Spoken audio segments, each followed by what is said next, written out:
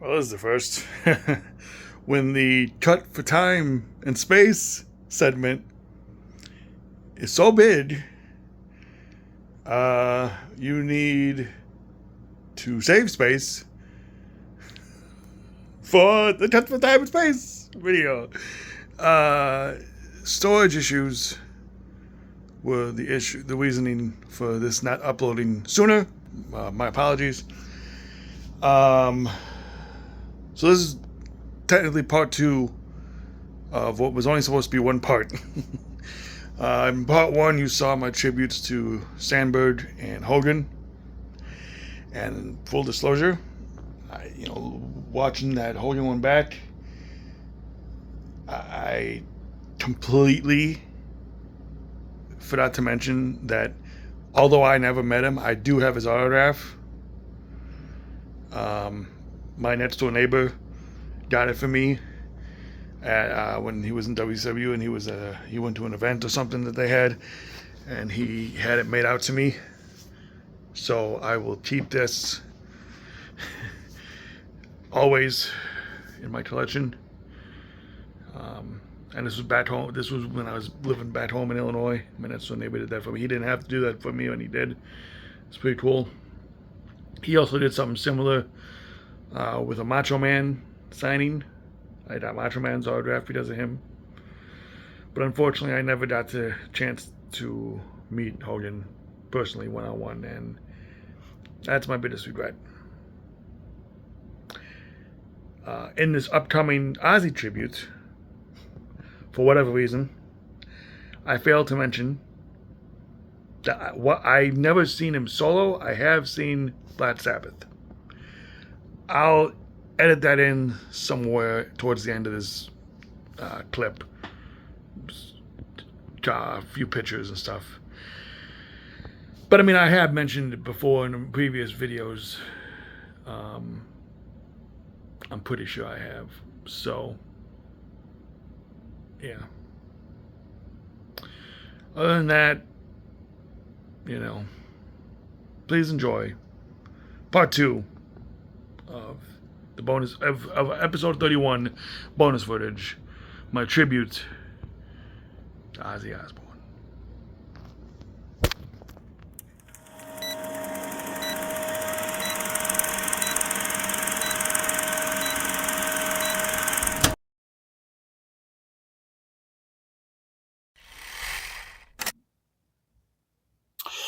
I mean, where do I even begin when it comes to Ozzy, man? I mean, I guess the beginning, it all started when I borrowed my cousin Kurt's No More Tears cassette and No Rest for the Wicked cassette. No More Tears being the first one I listened to, and then this was the second one. I had to have been maybe about 9, 10 years old when I first heard Ozzy. From the opening to Mr. Tinker Train to the closing of Road to Nowhere, I was absolutely hooked. Similar to how I would be with Elvis, in a way. Song lyrics were powerful. Just the vocals were amazing. The guitars, Zach Wild was great. Didn't know about Randy Rhoads at the time prior to this until down the road, and didn't know about him being in Sabbath until down the road as well as I got older. But mostly was the Ozzy. Well, the funny thing is, like, I had the Wayne's World soundtrack, right? And Black Sabbath was on that album. but it was Dio. And I didn't really know Dio at the time. So I'm thinking, well, I thought this was supposed to be Ozzy, but this doesn't sound like Ozzy, unless maybe he changed his voice. I don't know. I didn't know. Young me was kind of stupid. But but no, I mean, because then I discovered Dio um in a music video, like could have been a dream of music video, but this was back in like 97. And then it hit me that, wait a minute, this sounds like the same guy that was on that one song on the Wayne's World soundtrack, which was Time Machine, by the way, by Black Sabbath. So then we had the internet at the time, and I looked it up, and I'm like, oh, wow. So it's wild. And then I think, to be honest with you,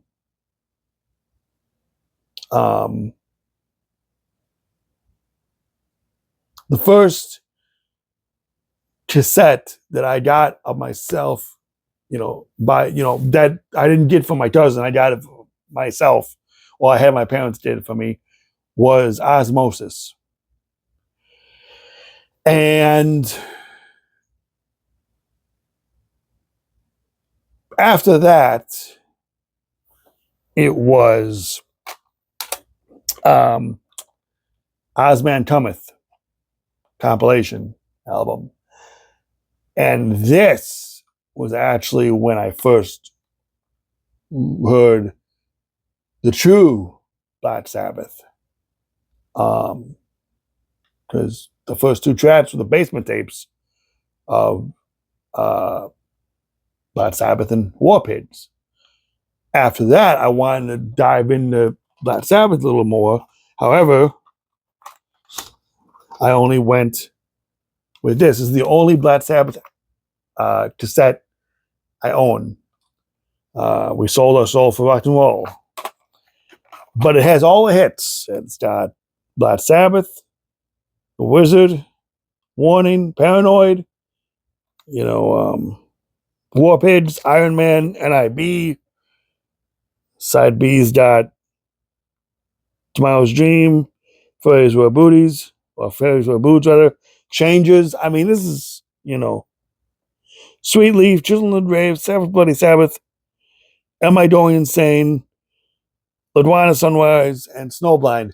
I mean, what other Sabbath album did I need? This has got all the hits. So this was one of my favorite ones too for Sabbath. But again, I was mostly into Ozzy and his solo stuff and his band and stuff. And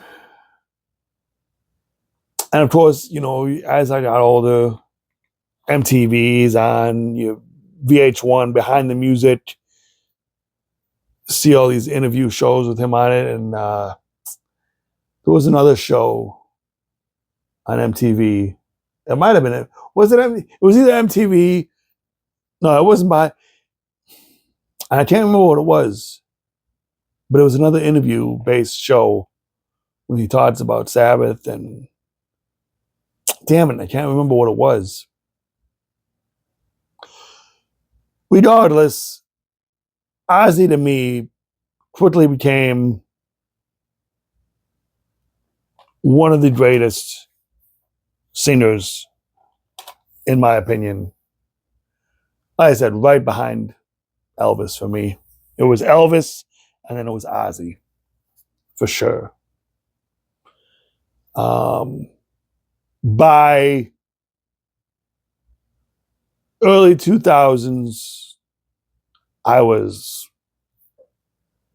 want to say obsessed, but I mean, the Osbournes came out. The first 2 seasons. Little did I know there was 4 seasons, because I think seasons 3 and 4, or maybe I started to watch season 3. I don't know what happened there. I don't recall seeing all 4 seasons, but I definitely remember the first 2. And I got them both on uncensored on DVD. And then, I mean, with the Osbournes talking about the first reality show, so to speak, When the reality TV started to become a thing, they were the first family of reality TV, if you will. You had, I had shirts, I had boxers, Osbourne's boxers, and I'm pretty sure the shirt said "fuck my family, I'm moving in with the Osbournes," but obviously the fuck was bleeped out because that's what it wasn't a show. A lot of bleeps. Um, but I don't have that shirt anymore. This shirt was a gift from a friend, my friend Trudy. Oh, and just the other day, I had this from my friend Leslie. So um, I got the Ozzy figure over there. I got a water bottle that I never use, but it was cool. It was based off the Black Rain album. The Ozzy figure is the Todd McFarlane that came out in 1999, I believe. I have somewhere in the vicinity of either the storage closet or my bookshelf an Ozzy comic. Uh, you know, I had magnets. I had keychain. The keychain was a mirror, and it also had, was Ozzy giving the finger. And then I totally forgot I still had this, but I have, and I wore this in high school, an Ozzy watch. And so yeah, that's wild. I mean, I was just, like I said, Ozzy, all day, every day, Um, and then I discovered Guns N' Roses. But no, Ozzy was an icon, truly. Uh, and paved the way of so many other bands. And I had a bunch of Ozzy shirts. I'm only down to this one and the Down to Earth one. And I think this isn't it. Where is it? What the hell is it? Where is it? It's somewhere. Here it is. And I thought I had a What Would Ozzy Do shirt as well. And I had a matching hat and wristband set, but I think I sold the hat. Wristbands I haven't seen in forever. I think I still might have the shirt there, but I couldn't find it. So I'm not 100% sure. But like I said, I had that Osbourne shirt. I had this other Ozzy shirt with just the Ozzy Osbourne logo on it, the name logo. I had that one throughout high school, and well, obviously this was taken well after that. This was in my room in Florida, my old house in Florida, when we first moved here. The house we had, and this is when Black Rain came out in 2007, I believe.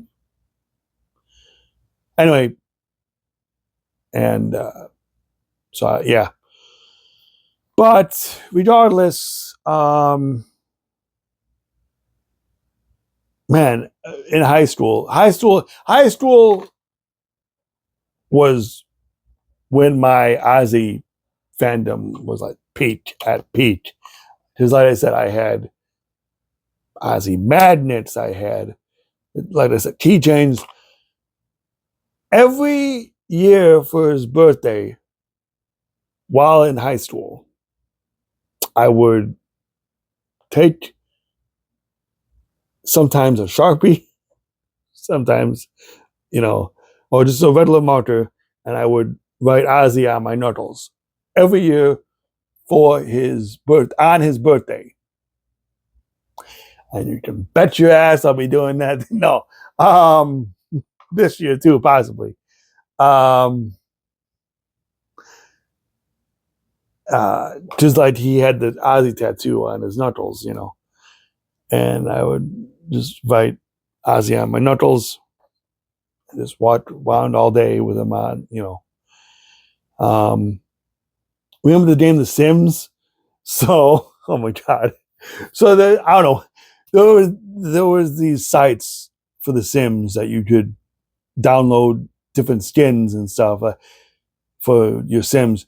They had an entire Osbourne set. So naturally, I downloaded it all and I played as the Osbournes on The Sims, and that was wild. And um, but again, just that's how much obsessed I was with Ozzy, and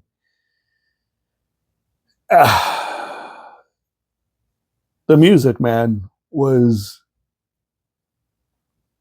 his songs so powerful songs. Ozzy Osbourne got me an A in English Lit, so I know I'm moving back and forth a lot with Ozzy, and it's just whatever's popping in my head right now. I'm sorry, but let me explain. English Lit in high school. I can't recall what year.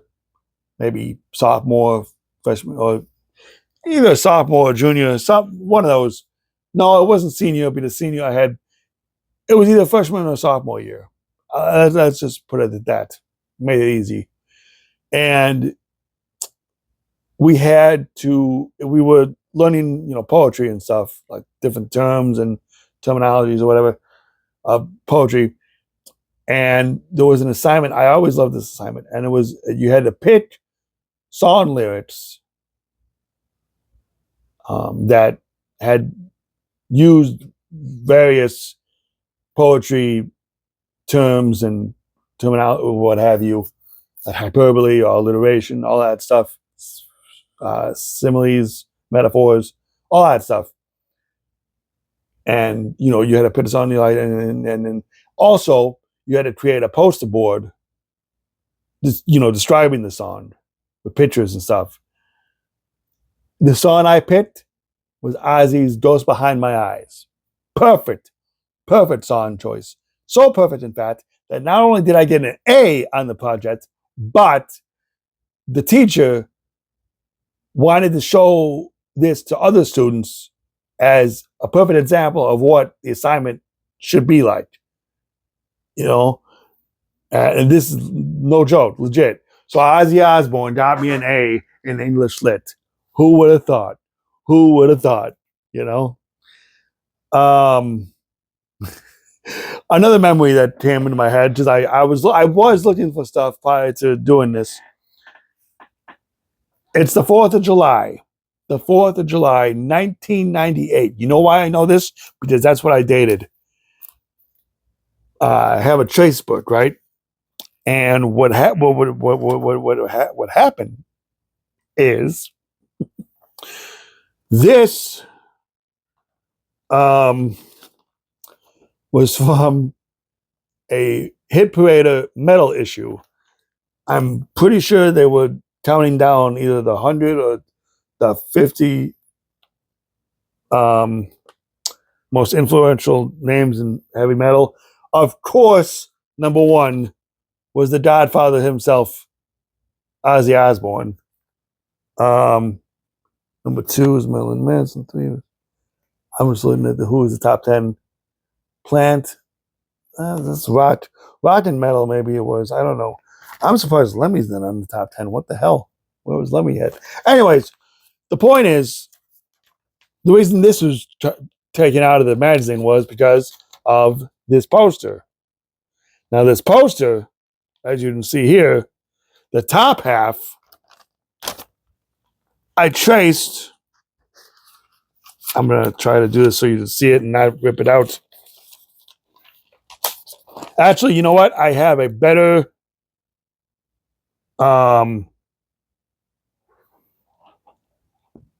that won't work. I have a picture. Oh God, yeah, this is not in the wood. I don't want to fuck it up. I don't want to fuck that up. Hold on. Show the picture. I took the picture earlier. So yeah, that was a photo. The picture I traced of that poster um, at a 4th of July party at my aunt and uncle's house, and said at Uncle Tony's 4th of July party. Why?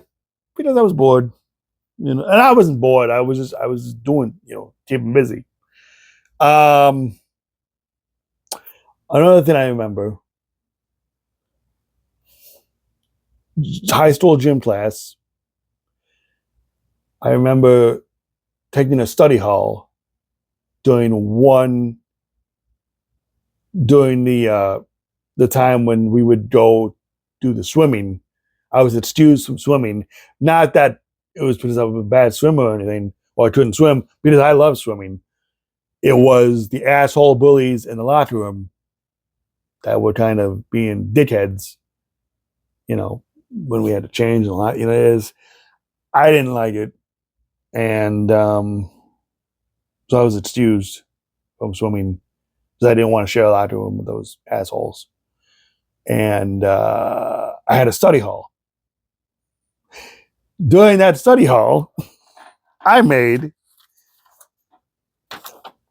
this Ozzy Osbourne Rules, artwork by Jeff A. Menalia. I just put Jeff Menalia. Now, this one I had in my bedroom. I had hung up. That's why it's ripped here. When I took it down, the tape ripped. But if you notice here, the N in Osborne is a little. That's because I forgot to put it when I made the original drawing, And this is just a randomness of. I had no rhyme or reason of what I did, why I did what I did. Just thought it looked cool. That's all. And yeah, Ozzy Osbourne Rules. I had this taped in my bedroom, and back home, my childhood bedroom. So I mean, like I said, out of all the deaths that we've had recently, this one hit the hardest because Ozzy meant so much to me. And I know all the stuff he was battling, it was bound to happen, but I just can't believe it happened. Like, as soon as it did. Because the man literally had his last performance, and then weeks after that, he was gone. The man could not enjoy retirement. Like, why? Why? I don't get it. It sucks so much. And my condolences go out to the family. And I've heard this quote, and I've read this quote a lot since he had passed. For being the Prince of Darkness, he damn sure brought a lot of light into this world. So, Ozman, I miss you. Rest in peace. The movie cameos he was in, Little Nicky. Oh man, I remember seeing that with one of my exes, and I had heard rumblings that he was in it, but I didn't know when he was going to be in it. And prior to the part where I think he would have come up at, I had to use the bathroom. So I just made it back in time, though, to see him come out of that glowing orb and bite the head off uh, Adrian as a bat and put him in the flask. And then he hands her out to Sandler, or hands her out, here, kill him with this. Oh, man. I mean, this man was in commercials, movies, TV. He was everywhere after the Osbournes blew up. Everywhere. He even had, there was an Osbourne family Christmas special, which I'll be honest, the duet he does with, hold on, what's her name? Jessica Simpson. It was amazing. Winter Wonderland. Ah, oh, so good. So good. Pretty sure it was Jessica Simpson. I know she was in the special. I'll fix it in post. Oh, man. So I don't want to end this. I don't want to end this memory lane, trip down memory lane, because it's like, if I end it, no, I'm not gonna forget about him, nothing. But I don't want to leave anything out that I think might be significant. You know. Oh, man. There'll never be another Ozzy.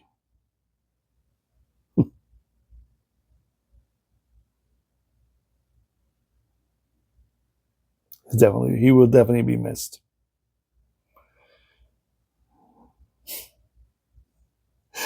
I think I've said that about all three of the guys the same way, but it's true. All these guys will never be missed.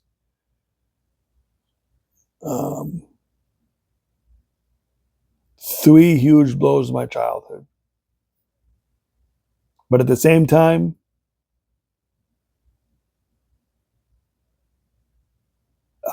endless amounts of memories because of them that'll last a lifetime. And I thank them all for that.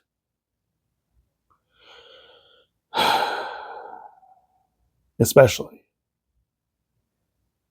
the Osbourne Thomas.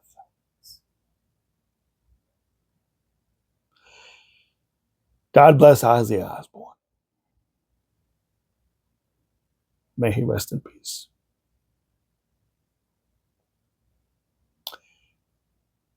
See you on the other side.